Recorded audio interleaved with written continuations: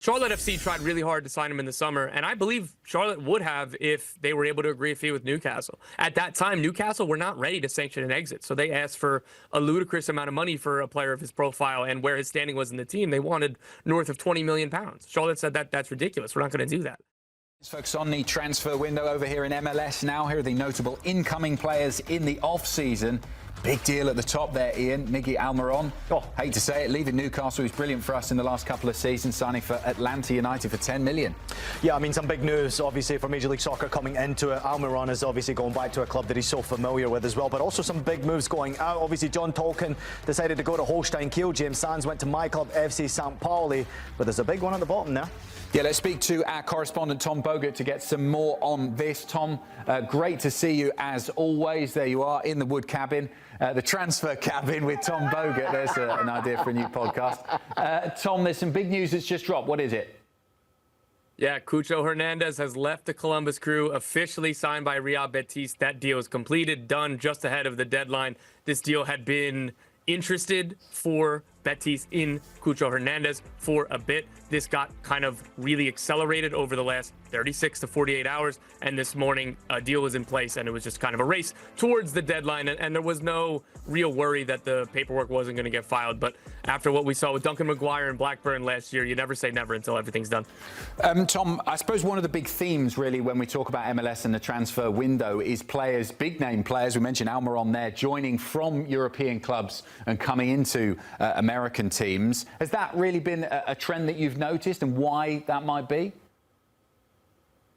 Yeah, I mean, look, it's always a case-by-case basis. Every team is different. That's kind of what I love about MLS, and there's not just one way to win. There are teams who spend a lot of money, Atlanta United, and that's where Miguel Almiron comes in. This is a player, a club legend for this team, but Atlanta United can make that signing. A few clubs in this league can make that signing. They have the money to do that. Atlanta United are also signing Emmanuel Latte-Lath for a new MLS league record fee of $22 million up front.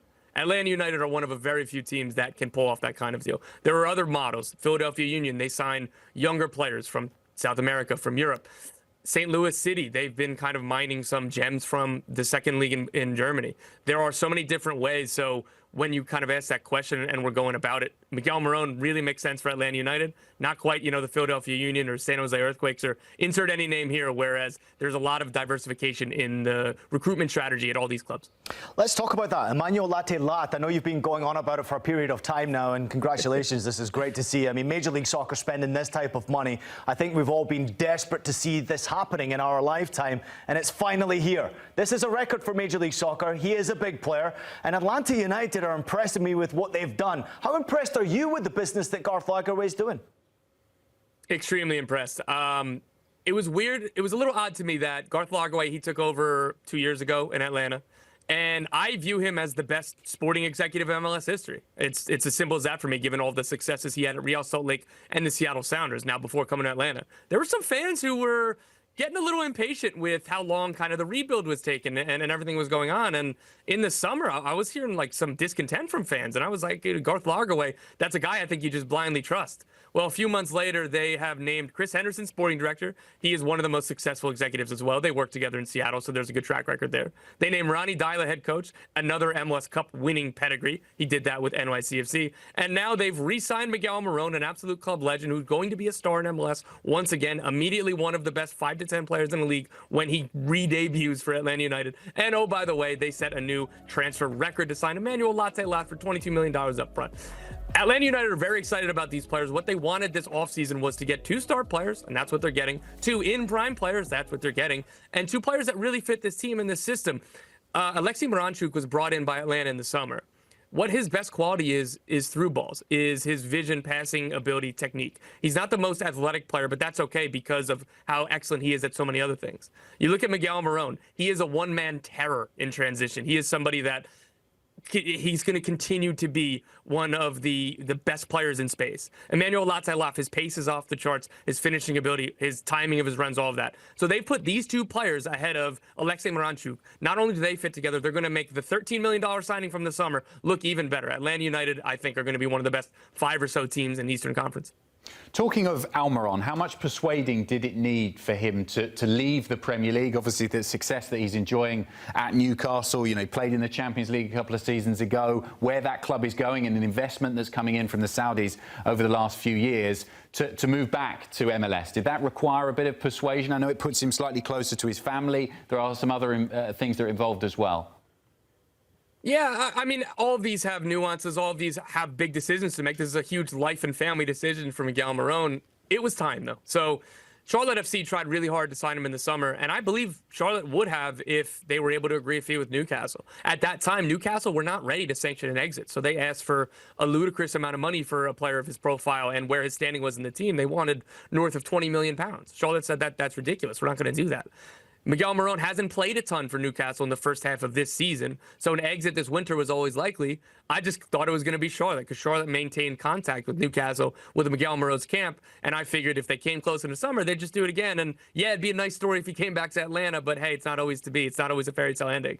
Well, Atlanta United got in the game, Charlotte got Wilfried Zaha, and that laid the path here, and I was told it was pretty quick. Chris Henderson took over as sporting director, and Garth Lagerwey is retelling the story and says, the first thing Chris said to me was, we have to sign Miguel Almiron. And as he's retelling this story at the press conference, Miguel Almiron interjects really quickly and goes, oh, thank you. So Miguel says this is home. He is so happy. Again, I'm certain that he's getting taken care of financially, and I think it's just a great story all around. There's obviously a lot of moves going on around Major League Soccer coming into it, and we love to talk about that, but also the ones that are going out of Major League Soccer. Some players have made the decision to go to European football. James Sands has gone to FC St. Pauli, the greatest football club in the planet. We know John Tolkien's also decided to go over to the Bundesliga as well. Gomez has made his move over to the Premier League, finally official. I mean, what is it about Major League Soccer? Is it considered now the league that creates stars? Is it a platform for these stars to then figure a way out to then get over to European clubs? Should we be proud of that, like the Bundesliga promote themselves being proud of it? Absolutely, because in world football, there are, 4 clubs who technically aren't selling clubs? City, Real Madrid, Barcelona, and, you know, you could maybe say United or Liverpool or whatever the super clubs, Bayern Munich.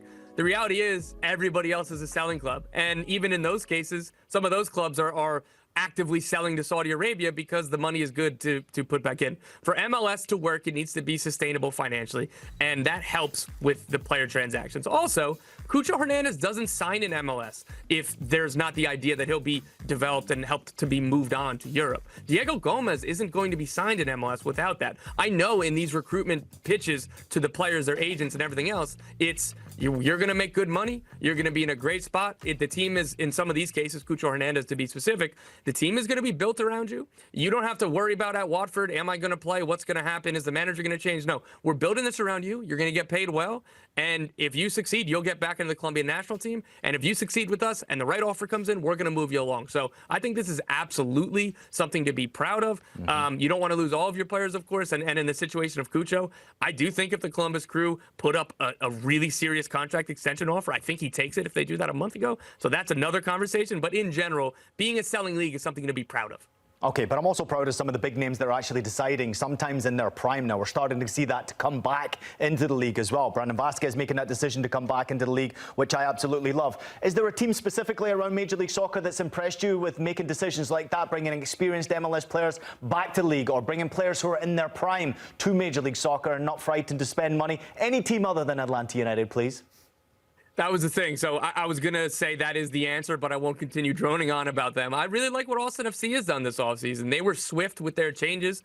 I'll be honest, I didn't know if they were going to put up what ended up being $22 million in total to sign Brandon Vasquez and Mirto Uzuni, an Albanian international from Granada FC. That is good ambition, and that's a 29-year-old player in Uzuni. I love that, like, we're just talking about the selling league. I love that. I think it's smart, it's sustainable, it's great. You know what I also like? When a team says, let's go pay that release clause and let's go win games, let's go push for trophies. And that shows ambition, because the best way to do all of this is to be pushing for trophies, to be pushing for wins. Because at the end of the day, this isn't, we're not raising trophies with, oh, net spend was really good. We're really happy about that. Everything's going great. We got to win games. And Philadelphia Union at their peak was doing this best. And Jim Curtin was always saying this. the reason why Brendan Aronson, Mark McKenzie, and whoever else that they've developed and sold on, the reason why there's so many people watching them is because we play in a good team as well. So that's what it's all about. It's not just selling players on. It has to be about winning. And that's what I like about some of these in-prime type moves that, again, you can diversify it with bringing young players and we're going to sell them on, promote our academy kids. We're going to give them a chance. We're going to sell them on. But let's not run these teams like they're U23 teams or just for the sole purpose of let's turn a profit. Tom, the MLS transfer window keeps going until April, I think, April the 23rd. So we'll have plenty more from the transfer cabin before then. Thanks so much for joining us on the show. Cheers, guys.